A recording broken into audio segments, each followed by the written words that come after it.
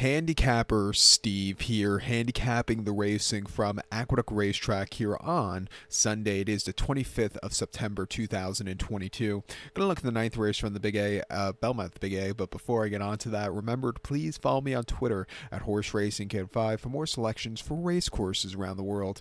The ninth race from Belmont at the Big A, it is the Gallant Bloom Stakes. It's a Grade 2 event going for a purse of $250,000, race for fillies, mares, 3-year-olds, and upwards. We have a field of 5 horses going to the main track in the Gallant Bloom. The distance of ground of 1,300 meters, or the distance of ground 6.5 furlongs on the Aqueduct main track. 1,300 meters, 6.5 furlongs.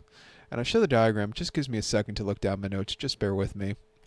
Sorry, I'm stupid. I can't do two things at the same time. My top selection, I'm going to go to the rail to the one-horse Lady Rocket. Let's go 1-3-5-2 in the superfecta. 1-3-5-2 super. Top selection, one-horse Lady Rocket. 5-year-old mare by Tail of the Cat. Brad Cox trains. Iratus Jr. gets the mount. The horse's most recent appearance came the 28th of August at Saratoga. 7 furlongs in the Ballerina handicap. And the horse finished 6th by 13 lengths that day and was very ranked that day off the 2-month refreshing. You know, wanted to go in, lugged in a few times, was stupidly wide, and just never really got there. You know, just didn't show up. Second off the bench, back to Aqueduct with this horse, very, very well at the end of the season last year. I'm going to give her another shot.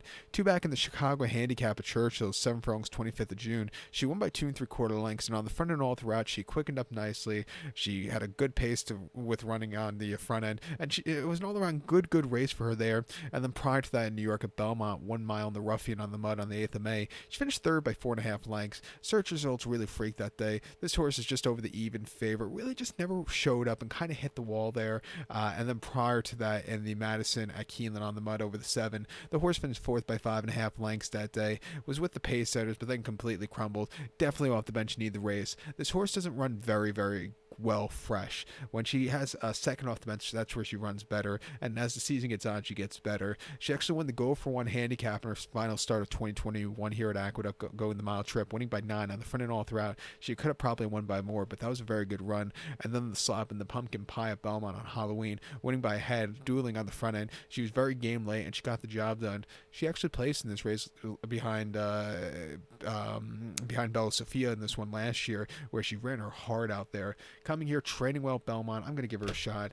As a bit of an upsetter, it wouldn't surprise me if Sterling Silver gets it. If she's going to come, if there's going to be a pace meltdown. I like her place in the Prioress earlier this month, where she just had a little bit of a tough beginning, but she was really closing up well. She outran her 37-1 odds that day.